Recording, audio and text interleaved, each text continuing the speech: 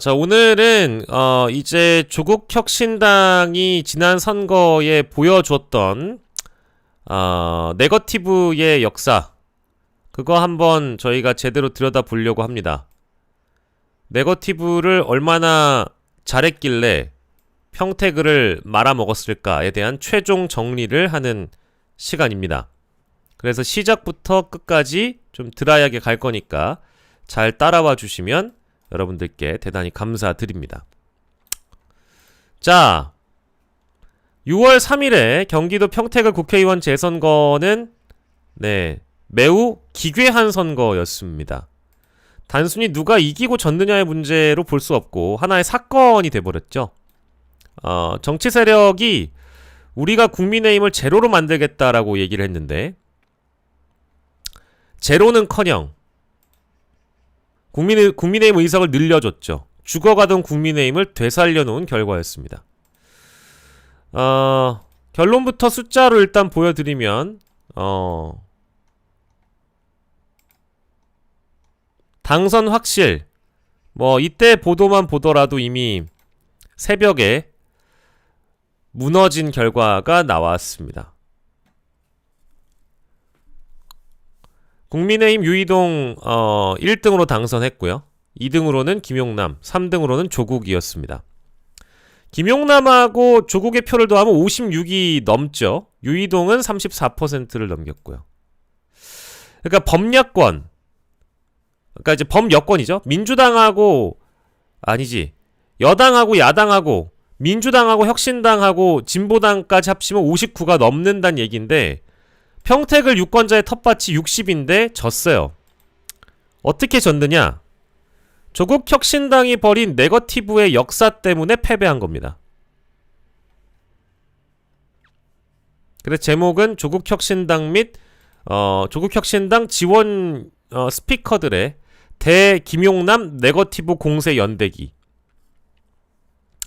4월 23일부터 6월 거의 한 1일, 2일까지는 한 30 며칠 동안 벌어진, 거의 한 42일간을 네거티브를 벌였습니다. 근데 평택을이, 그러니까 왜 여러분들 재보궐선거가 열렸는지는 아시죠? 예, 그렇습니다. 이병진 전 의원이라는 사람이 있었어요. 예, 재산을 누락을 해서 당선 무효형이 확정돼서 재보궐선거를 치렀던 겁니다. 더불어민주당 이병진 의원이 대법원에서 공직선거법 위반으로 벌금 700만원, 부동산실명법 위반으로 벌금 500만원, 원심을 확정해서 핵심이 재산신고 누락이었습니다. 충남 아산에 있는 땅 5억짜리 근저당권 채권이라든가 이런 거 재산신고해서 빠뜨린 거예요. 예, 재산신고 누락 때문에 재선거를 치르게 된 겁니다. 그러면서 상황은 조국 혁신당 쪽에서 민주당은 후보 내지 마라, 이제 이런 목소리도 나왔던 걸로 기억을 하고요. 예. 민주당이 너희가 잘못해서 생긴 선거니까 후보 내지 마라, 무공천하라라고 이제 원래는 조국 혁신당에서 처음에 요구를 했었어요. 근데 민주당은 이걸 받아들이지 않았고 오히려 전략공천 카드를 빼들었죠. 당시 평택시민신문에는 이런 칼럼이 생깁니다. 공천 절차를 밟기 전에 유권자들한테 먼저 사과하고 설명하는 게 순서 아니냐. 평택시민신문에서는 이제 이런 책임정치 실현을 해야 된다라면서 민주당을 비판하기도 하죠. 자, 어쨌든 민주당에 데려온 사람은 김용남이었습니다. 김용남 후보는 검사 출신이고, 정치 이력을 보면 새누리당, 그러니까 보수정당에서 정치를 시작했고 국민의힘을 탈당한 뒤에 개혁신당을 거쳐서 이재명 당시 후보의 영입으로 민주당으로 왔어요. 당적을 여러 번 옮긴 거 사실입니다. 이런 대목은 두고두고 선거 과정에서도 공격을 받습니다. 카멜레온이다, 철새다, 이런 식인데, 위장 민주당이다, 가짜 민주당이다, 이런 식이었잖아요. 근데 그 정도의 공격이라는 거는 철새, 카멜레온, 이 정도는 우리 정치 역사상 그런 지적을 안 받은 정치는 거의 없죠. 당적을 옮겼다라고 한다면. 근데 그게 문제는 아니었어요. 예. 김용남 후보가 그런 과거를 갖고 있었다라는 게 문제였다라기보다는 가장 문제가 됐던 건 바로 조국 후보의 어느 지역에 출마를 하느냐에 대한 부분이었는데 조국 후보는 어떻게 응답을 한다? 이루어지는 곳에는 귀책 사유가 있는 정당이 무공천을 해야 한다는 원칙 역시 일관되게 강조해 왔습니다. 평택을 출마합니다. 조국 후보는 평택을 이렇게 출마를 하게 되죠. 그 전에 뭐 군산이라든지 여러 재보궐선거 지역들을 여러 지역들에 대해서 쇼핑을 하진 않았을까? 뭐 저의 추론입니다만은 예. 평택을 선거 출마를 선언했을 때 가장 충격을 받았던 건 사실 누구였느냐? 김재현 대표였어요. 이 당시에는 김용남 후보가 공천 결정이 되기도 직전 단계였으니까 사실 가장 충격적이었던 건 김재현 진보당 대표가 이미 현장에서 지역을 훑고 있었던 와중이고 거기에 더해 조국 후보 쪽에서는 진보당 김재현 대표를 또 연대 대상으로 품고 있었다 보니까 감사 인사 영상, 뭐 축하 인사 영상 같은 것도 보냈던 상황이라고 하지요. 근데 다른 지역 여론조사를 좀 돌려보고 잘 안 됐으니까 평택이 좀 잘 나왔는지 평택을 뒤늦게 결정해서 뛰어드는 순간 진보당은 충격을 받게 됩니다. 뒤통수를 맞게 된 거죠. 그러면서 여기 그 발언을 저희가 다 들어보진 않을 거지만 중요한 발언이 이제 해당 영상에선 나옵니다. 뭐라고 얘기가 나오느냐? 나는 선거연대를 생각하면서 출마 선언을 한 게 아니다. 앞으로도 선거연대를 하면서 선거운동을 하지 않겠다. 이때 당시에는 단일화가 아니라 독자적으로 계속 갈 거라는 의중을 내비칩니다. 그러니까 60%의 진보 텃밭이 있는 지역에서 재보궐 평택을 출마를 선언하며 조국 후보가 얘기했던 것은 단일화를 차단하는 발언이었어요. 처음에는. 네. 그렇게 됐고 조국 대표의 출마 선언 이후에 김용남 공천은 차후에 결정이 됩니다. 그래서 오자구도가 완성이 되는 거죠. 국민의힘 유이동, 더불어민주당 김용남, 조국혁신당 조국, 김재현 진보당 대표, 황교안 자유혁신 대표 이렇게 오자구도가 완성이 됩니다.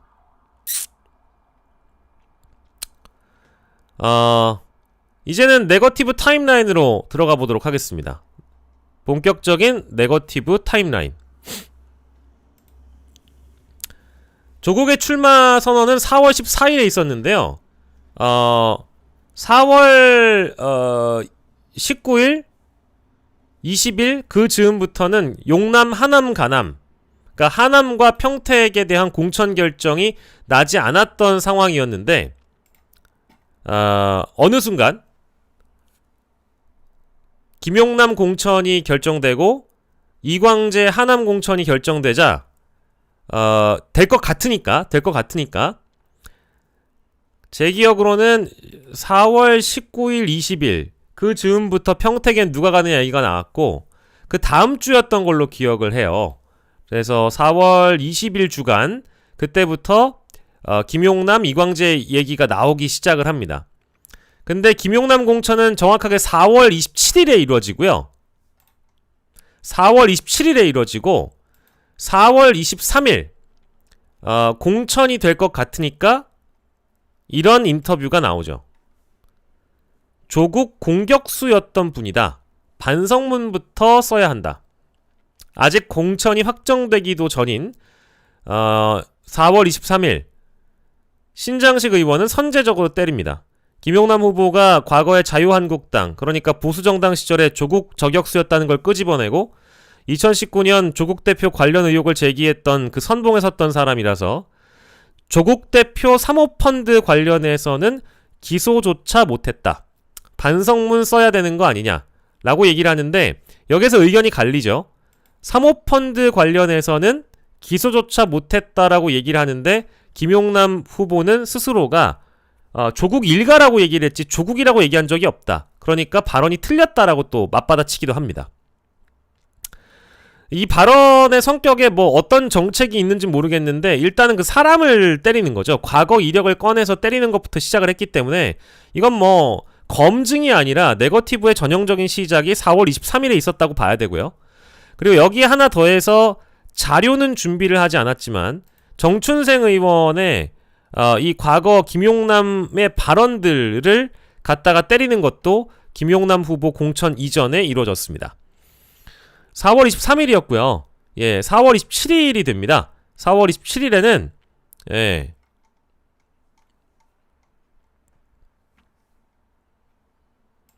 이게 4월 23일 이제 프레임 시동 단계죠. 이때부터 그 김용남 공천에 대해서 조국혁신당은 발끈하고 우려하고 있었던 걸로 보입니다. 예. 그리고 23일이 지나서 요 중간에 4월 27일이 김용남이 공천을 받은 날인데, 조국혁신당의 무공천 요구를 당연히 뭐 민주당이 따를 이유는 없고, 조국 대 김용남, 김용남 대 조국의 대결 구도가 4월 27일자로 완성이 됩니다. 자, 완성되기 이전 이후의 상황을 보더라도, 예. 이전 이후의 상황을 보더라도 결국 조국혁신당은 이때부터 김용남에 대한 이 선전포고를 하듯이 이야기를 합니다. 그 내용이 바로 이 내용입니다. 조국 대표가 평택의 경쟁자 김용남에게 허위 사실을 다시 꺼내면 반격하겠다라고 얘기를 하면서, 이때도 어디에 나왔느냐? 바로 뉴스공장에 출연했었어요. 뉴스공장에 출연을 해서 김용남이 허위 사실 꺼내면 나는 반격을 한다. 그래서 세 가지를 묶어서 한꺼번에 던집니다. 첫째, 박근혜 정부 시절 한일 위안부 합의를 옹호한 발언에 대해 사과해라. 세월호 특조위 조사를 두고 세금 낭비라고 한 거 사과해라. 이태원 참사 관련 발언도 사과해라. 국민들한테 해명할 게 있을 것이다. 근데 이 지금 내가 얘기했던 세 가지 발언은 일주일 내지는 열흘 단계로, 열흘 정도 기간 동안 거의 뭐 융단 폭격을 내렸고, 선거 기간 내내 조국혁신당이 돌려막기 하듯이 이제 계속 우려먹는 단골 메뉴가 됩니다. 뭐 세월호, 박근혜 정부 당시 한일 위안부 관련 이태원 참사 등등입니다. 그러니까 정당이 의혹을 제기하면 유튜브가 의혹을 증폭시키고 다시 이렇게 기사화가 되는 것, 그리고 또 이 기사가 유튜브에서 재가공이 되는 것, 이게 이 순환 구조가 오늘 이야기할 핵심 중에 핵심이긴 합니다. 자, 그리고 4월 29일에 그 방송 출연 이후에 이제 중앙상임선대위가 조국 후보의 발언이나 여타 유튜버들의 발언을 모아서 김용남을 때립니다. 그 사람은 서왕진이죠. 이 사람 짜치는 사람이에요. 예. 후반에 가가지고서는 뭐 김용남이 교육감 후보 선거운동원들이랑 사진 찍었다고 해서 민주당 DNA가 없다라고 주장한 사람입니다. 예. 자, 4월 30일 이제는 중앙당 차원의 공식 선대위가 공식적으로 김용남에게 이제 사과를 요구를 하게 되고요. 이때 이제 서왕진 원내대표가 뭐라고 했느냐? 내란 극우 세력 청산, 검찰 사법 언론개혁 완수, 이런 민주개혁 진영 유권자들이 의문을 제기하는 문제에 대해 김용남이 분명한 입장을 밝혀라. 여기서의 이제 핵심은 신장식 의원은 의원 개인의 발언인데, 이거는 이제 서왕진이라는 사람이 상임선대위원장이었기 때문에 정당이 조직적으로 공식적으로 김용남 때리기에 나섰다라는 걸 증명합니다. 그러니까 판이 커지는 거죠. 네거티브의 판이 커지는 겁니다. 자, 그리고 이제 4월 30일부터 5월 5일 사이에는 아까 얘기했던 이태원, 세월호, 위안부 등등의 과거 발언들을 다시 끄집어내서 김용남을 흔들기 시작을 하죠. 이게 5월 1일자 기사이긴 합니다. 여기서는 이제 뭐 박병언 대변인이라는 조국혁신당 수석 대변인이 있는데, 김용남 후보 측은 민주당을 대표하는 평택을 재선거 후보로서의 자격에 부합하는지 국민들의 질문에 답하라면서 아까 얘기했던 그 세 가지를 단골 메뉴처럼 또 우려냈습니다. 그러니까 사과를 요구를 한 거죠. 예. 그리고 또 다른 뉴스를 하나를 더 보면, 네.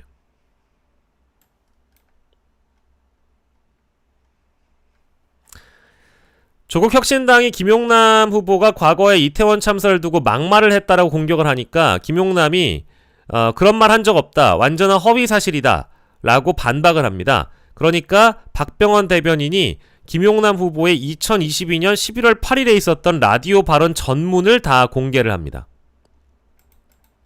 문제가 된 발언은 2022년 11월 8일에 있었던 라디오 발언이라면서 라디오 발언 전문을 공개하면서 이제 일종의 파묘를 하죠.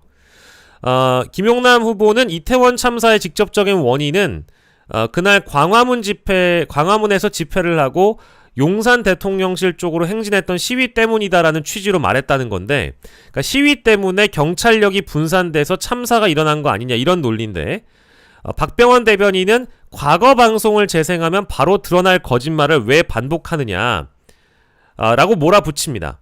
그러니까 이 발언 자체가 해석의 영역인데, 시위가 참사의 직접 원인이다라고 단정했느냐, 아니면 정부의 경찰력 운용이 잘못됐느냐라는 맥락이었느냐, 이 해석을 두고 양측이 갈립니다. 김용남 측이 반박하기로는 시위 자체가 원인이 아니라 정부 책임을 말한 거다, 전형적인 말꼬리 잡기다라고 반박을 했습니다. 발언이 있었다라는 건 사실이지만 그 발언의 의미가 무엇이냐, 어떻게 해석하느냐에 따라서 다툴 수 있는 부분인데, 이것 역시 김용남에게는 하나의 큰 부담이 될 만한 내용으로 작용을 하기도 합니다. 자, 그리고 5월 이제 중순 정도로 남아와서 5월 8일이 되는데,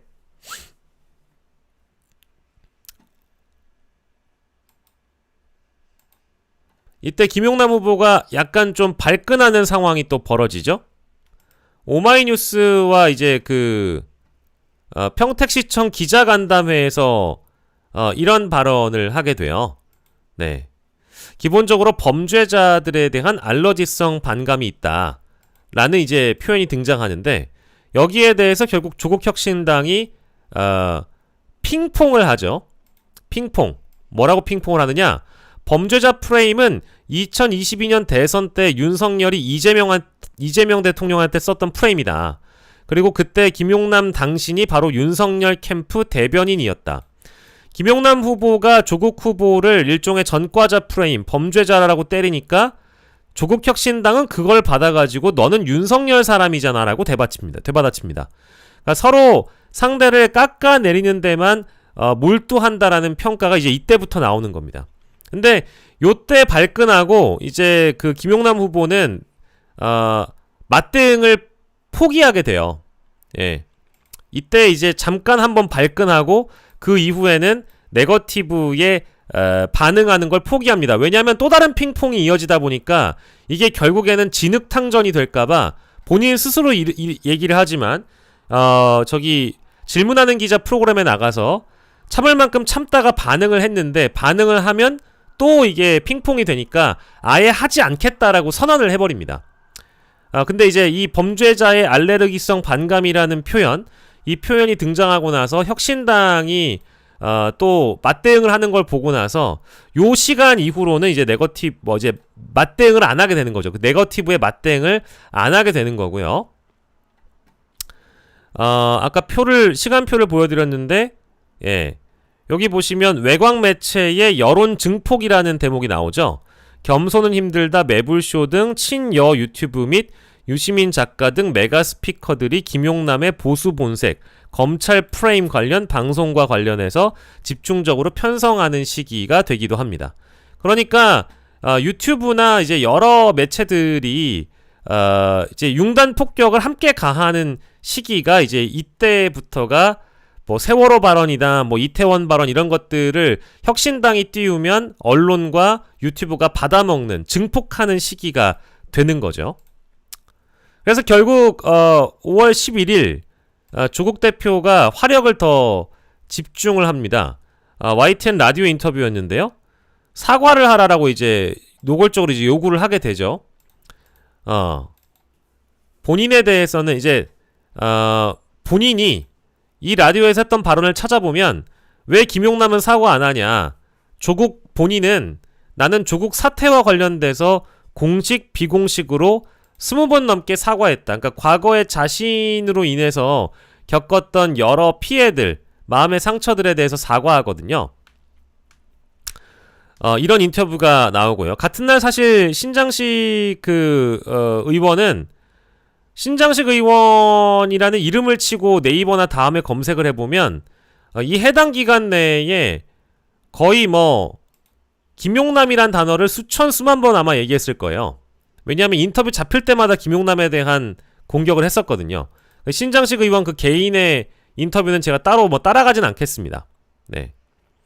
뭐 아침에 그 조국혁신당의 그 회의에서 영상까지 공개해가면서 꼼꼼하게 이제 김용남 후보를 이제 때리거든요.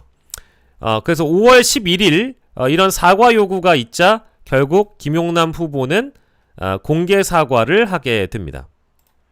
그것도 5월 11일이었어요. 세월호 발언을 공개 사과하는 김용남. SNS에 입장을 올리고 윤석열 선거 캠프에서 활동한 건 과오고 이 세월호 참사 특조위 관련된 이 발언에 대해서도 사과를 하기에 이르게 됩니다. 뭐 이거는 잘 했다고 봐야죠. 사과할 게 있으면 사과하고 넘어간다는 거니까. 근데 사과를 했다라는 건 사실상 이제 또 정치권은 인정을 했다는 걸로 받아들이고 유권자들도 동시에 진작에 사과하지란 여론이 일부 생겨나기도 합니다. 그래서 이런 어떤 사과의 연속이 김용남 후보에게는 부담이다 보니까 이제 인정할 수 있는 내용까지는 인정을 하고 사과를 하게 됐는데, 참고로 이 사과가 있고 나서 바로 그 다음 날에 어떤 장면이 있었는지 여러분들 기억나시나요? SNS로 사과를 했는데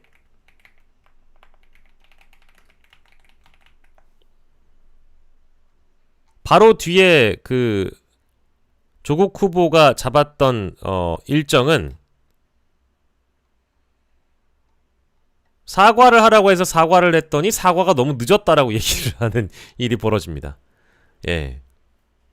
그리고 이날 사과가 너무 늦었다라면서 아마 만났던 분이 세월호의 유족분 중에 한 분을 또 만나가지고 사진도 찍고 영상도 찍고 김용남은 안 된다라는 발언을 얻어내죠. 네. 이게 이제 5월 11일이었습니다. 그러니까 사과를 하라고 해서 사과를 했는데 사과가 너무 늦었다. 이렇게 되는 거고요. 자, 그리고 우리가 이제 가야 될 부분은 5월 19일자, 이제 5월 중순 한 열흘 내내 이제 우리가 이 기사를 보고, 따지고, 마음 아파하고, 힘들어하고 했다라는 겁니다. 여기 이제 정춘생 의원이 또 기름을 붓죠? 자, 이번에는 이제 보좌진에 대한 갑질 논란이 등장합니다. 네. 김용남 후보가 새누리당 초선 의원이던 시절에 5급 비서관에 대해서 갑질을 했다라는 보도인데,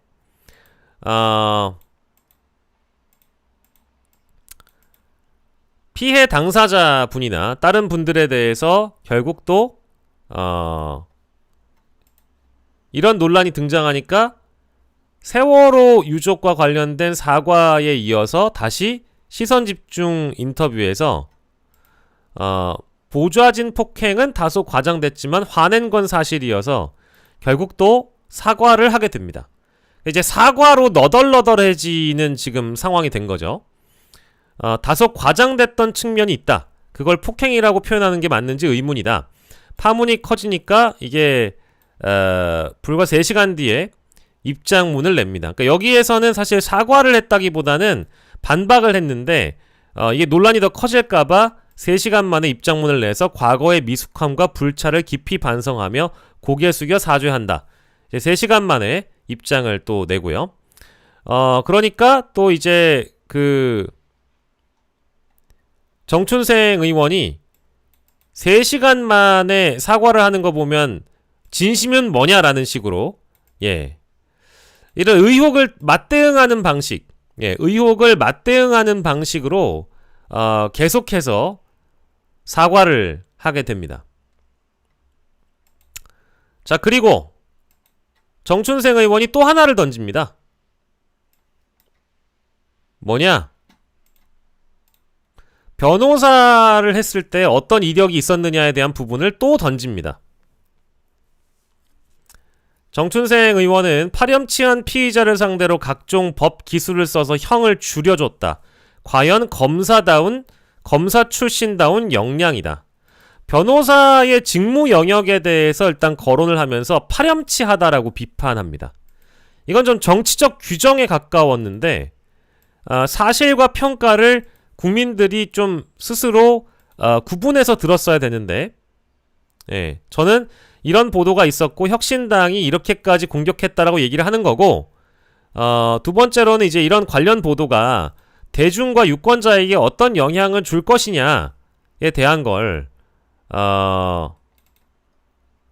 결국 이것도 네거티브의 영향이죠.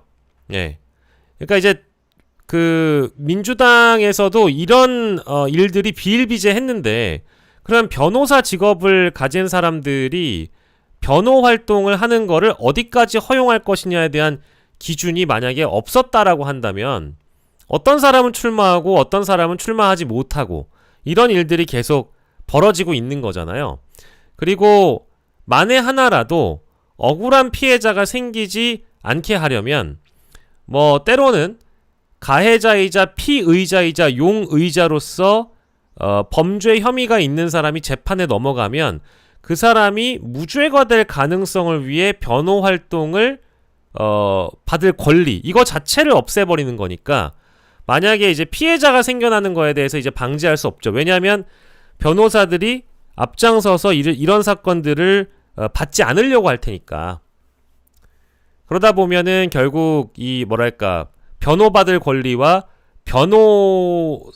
변호사들이 편중되게 사건을 수임할 수도 있다라는 그런 안타까움도 함께 전해드리겠습니다. 이건 뭐 사실 제가 얘기한 게 아니고 한번 과거 총선에서 강북지역구였나요? 강북지역구에 공천을 받았다가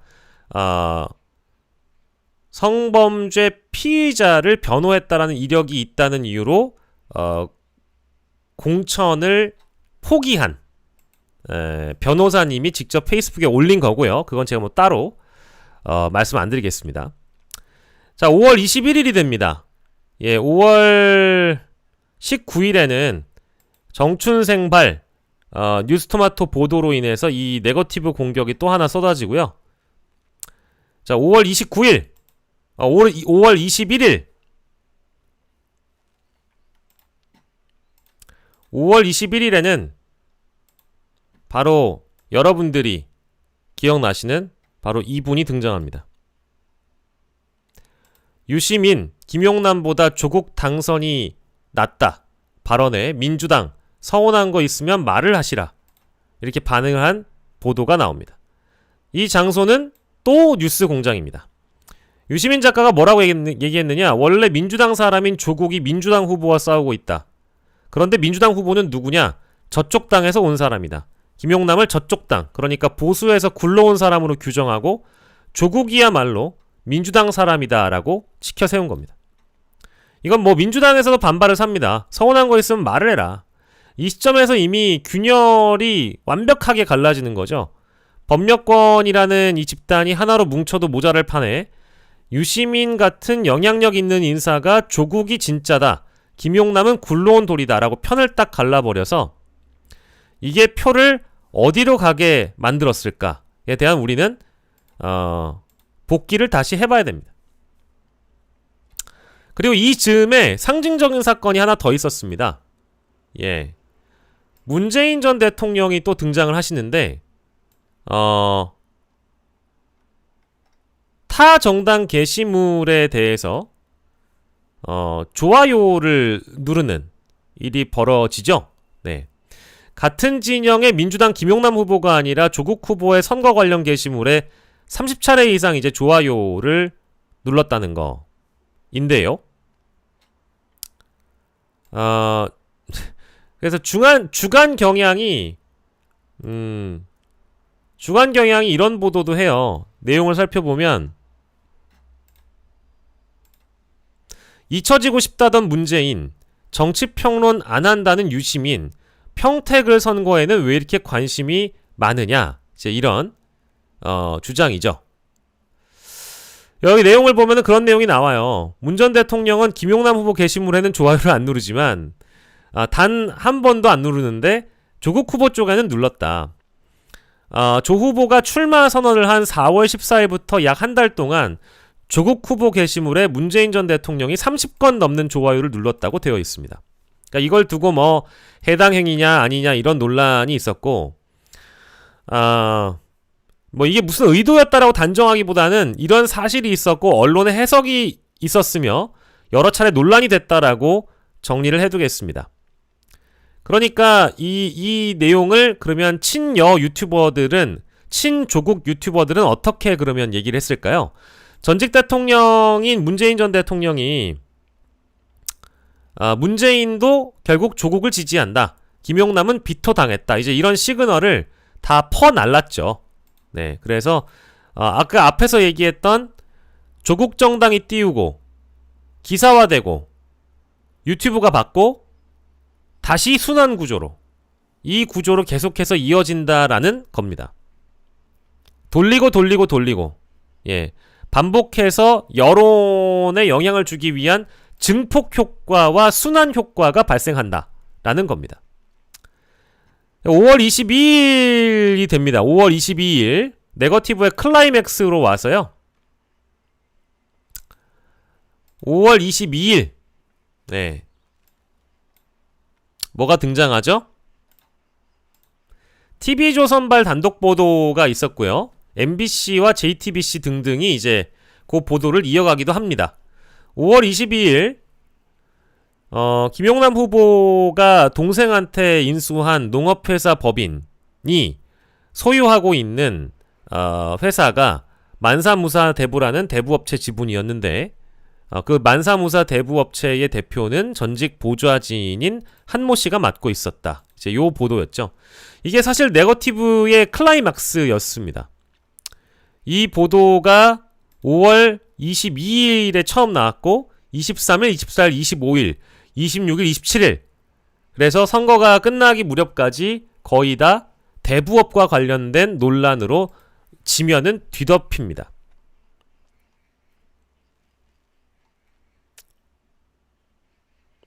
김용남 후보가 실제 이것을 차명으로 했느냐, 배당을 받았느냐 등등은 사법적인 판단도 내릴 수가 없었던 상황이었지만, 여러분들 다들 아시는 여러 유튜버들과 친조국 유튜버들, 친조국 스피커들, 친조국 방송들은 대부분 이걸 차명으로 보도하고 심지어 차명, 악질, 사채업자라는 프레임을 가지고 선거를 치르게 됩니다. 그게 TV조선 녹취 보도를 기반으로 한다라는 건 매우 씁쓸한 장면이죠. 김용남 후보는 예금 거래 내역서를 공개하고 심지어 자신의 방송에서도 법적으로 책임질 수 있는 발언을 하겠다라면서 라이브 방송에서 배당이나 수익을 받은 적이 없다라고 얘기를 합니다. 그리고 실제 그 발언이 있자마자죠, 평택시민재단, 여기는 친조국 시민재단으로 보입니다만 이분들은 김용남 후보를 경찰에 고발하게 됩니다. 공직선거법 위반 혐의로 고발되니까 결국 이건 수사를 받게 될 겁니다. 그러면 이제 김용남 후보가 거기에서 책임을 지고 무혐의를 받든 무죄를 받게 되면 이 선거 기간 동안 있었던 네거티브들은 다 우리가 어떻게 해설을 해야 할 것이냐, 라는 것이죠. 그리고 박병원 대변인이란 사람은 이 대부업체의 재무제표를 공개를 하면서 1년 동안 이자 수익만 8억 6천이 넘는다, 상한 24만 잡아도 43억 원 이상을 빌려준 거다 등등의 얘기를 하는데, 이거는 어디까지나 박병원 대변인의 주장에 불과했다라는 거를 차후에 또 알게 되죠. 이미 제가 일찌감치 소개를 해드렸던 대로 일부 언론에서는 그런 사실을 반박하기도 합니다.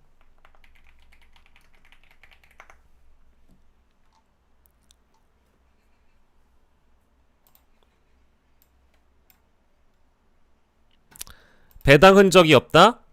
그러니까 이제 김용남 후보가 증언했던 대로 배당이나 급여를 받아간 적이 없다.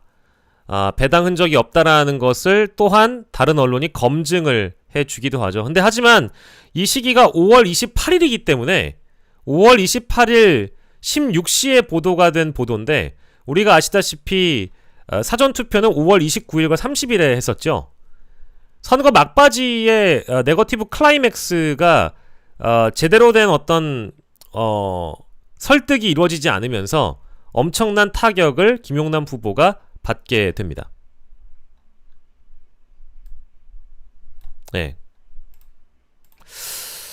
그래서 뭐 여러모로 좀 5월 25일 뭐 이제 중순까지도 그렇고요. 뭐 우리가 지금 계속 얘기를 하고 있습니다만,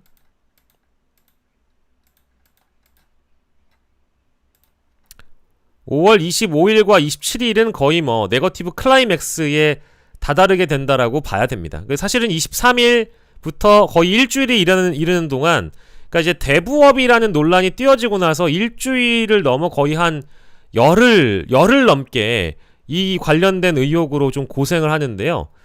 26일쯤에는 네거티브가 선을 넘기 시작을 해서 이미 돌아가신 김용남 후보의 어머니를 유튜버들이 건들게 됩니다.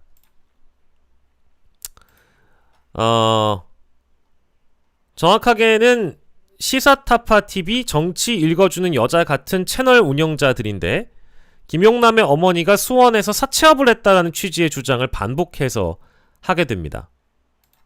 그래서 이 유튜버들을 결국 고소하는 데 이르게 됩니다. 공직선거법상 허위사실 공표죄, 그리고 형법상 사자 명예훼손 혐의로 평택경찰서에 고소를 하고요. 이미 고인이 되신 어머니는 사채업을 한 사실이 없다, 인간적 도리를 저버린 비열한 정치 행위라고 강하게 반발했습니다. 현재 어떤 걸로도 사실로 확인된 적이 없고 유튜버들의 일방적 주장이며, 김용남 측은 전면 부인하면서 법적 대응에 나섰습니다. 고소건도 사법 판단이 나오지 않았습니다. 네거티브가 넘지 말아야 될 선을 넘어간 사례이고, 이거에 대해서 사실상 조국혁신당은 방치하고 있거나 혹은 뭐 즐겼다고 봐야 되겠죠. 그리고 막바지에 이제 위장 민주당 후보, 가짜 민주당 후보, 가짜 민주당 대 진짜 민주당의 대결로 이어지는데요. 사진 한 장을 빌미로 보수 본색 프레임을 씌우며 선거일 직전까지 지지층 결집용 공세. 제가 아까 그 서왕진이 짜치는 사람이라고 얘기하는 이유가 바로 여기에 있는 겁니다. 제가 분노했던 교육감 후보자 선거운동원들과 김용남이 사진 찍은 게 가짜 민주당이라는 근거였습니다. 그런 사진을 공개하기도 했죠. 그래서 5월 30일과 31일 사이에서는 이런 논란이 극에 달합니다. 가짜 민주당이냐, 뭐 진짜 민주당이냐. 박병원 대변인, 그리고 서왕진, 이런 인물들이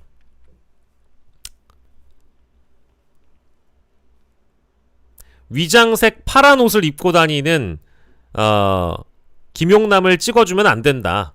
보수 본색이 살아난 사람이다. 뭐 민주당도 가만히 있지는 않았습니다. 이때 당시에는 이제 경기도 쪽에 지원을 받고 있었던 상황이어서 적통 경쟁에 앞서가기 위해 조국이 오히려 가짜 민주당이다, 조국을 찍으면 유이동이 된다, 이런 발언이 해당 일자에 나오게 됩니다. 그게 이제 5월 29일과 31일 사이에 있었던 막판 네거티브의 클라이맥스라고 보고요. 이때는 뭐 사실은 네거티브를 안 하는 건 아니지만 가장 정점은 모친 사채설 및 대부업 공방이고요. 그러고 나서 선거 막판에 가서는 사전투표할 당시에 그때는 김용남이 가짜 민주당 후보다라는 주장을 더 강화시키죠. 그리고 표현으로 보면 정치인들끼리 할 수 있는 표현으로 보면 극에 달았던 내용은 바로 이 내용이었습니다. 김용남은 오물이다. 국민의힘이었다가 개혁신당이었다가 이리저리 힘쫓고 공천 쫓아 당적 쇼핑하던 카멜레온 같은 검사 출신, 민주주의의 가치가 아니라 권력과 돈, 민주당이 이 오물을 함께 뒤집어 쓸 필요가 있느냐. 조국혁신당 이혜민 총괄선대 본부장은 김용남을 오물로 규정했습니다. 자, 그리고 이런 상황임에도 불구하고 사실 책임을 물을 사람은 정청래 대표였습니다. 정청래 대표는 이때 당시에 뉴스공장이나 매불쇼를 출연을 해서 언론 보도로는 뭐 멀쩡하게 당대표가 김용남 후보를 돕는 것처럼 보여질 수는 있겠지만 어정쩡한 방어를 합니다. 뉴스공장에 나갔는데 김용남 후보에 대한 거론을 김어준 씨가 김용남 사퇴론을 꺼내니까 명확하게 반박을 못했습니다. 김용남을 지키자는 당원도 있고 아닌 당원도 있다라는 식으로 모호하게 넘어갑니다.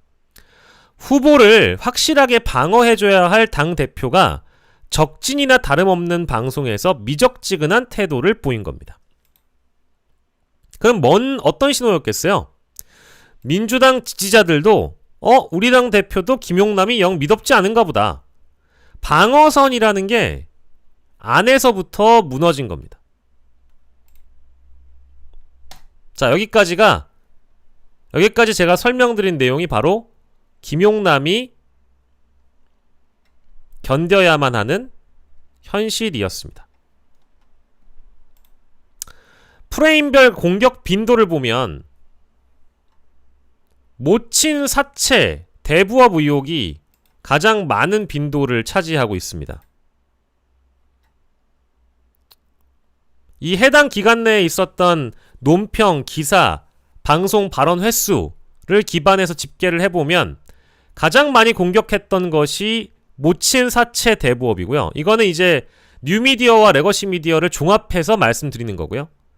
과거 발언을 소환해서 파묘하는 방식, 그리고 조국을 과거에 저격했다라는 방식, 그리고 보수 출신이라는 것, 그리고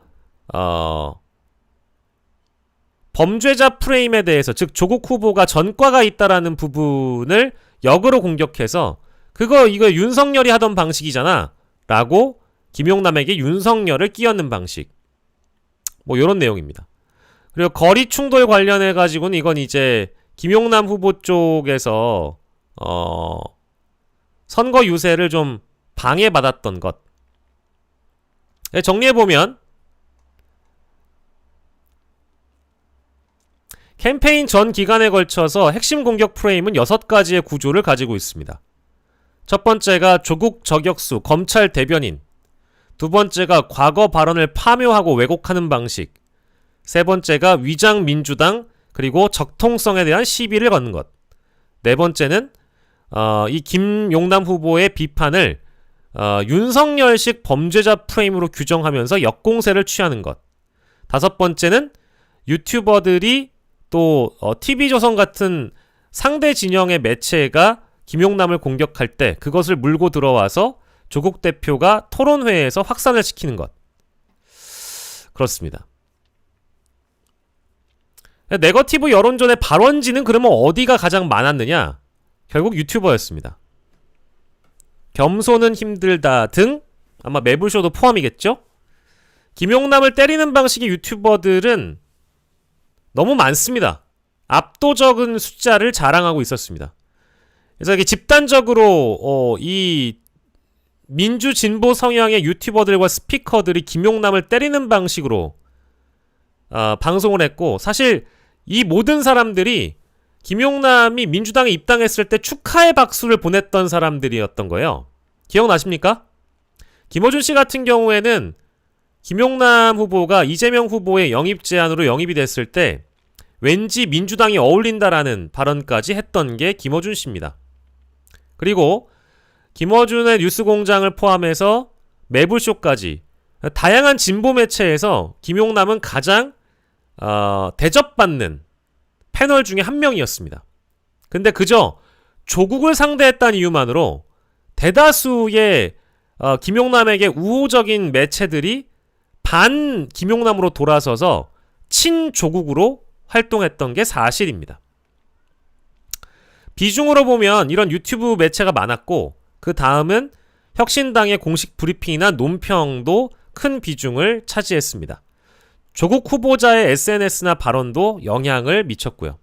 다만 이건 순서가 아닙니다. 순서로 본다라고 하면 혁신당의 공식 논평을 받거나 조국 후보의 SNS 그리고 조국 혁신당과 여러 매체들의 일정 부분 공조해서 보도가 이어지면 결국 유튜버들이 확산시키는 역할을 했습니다.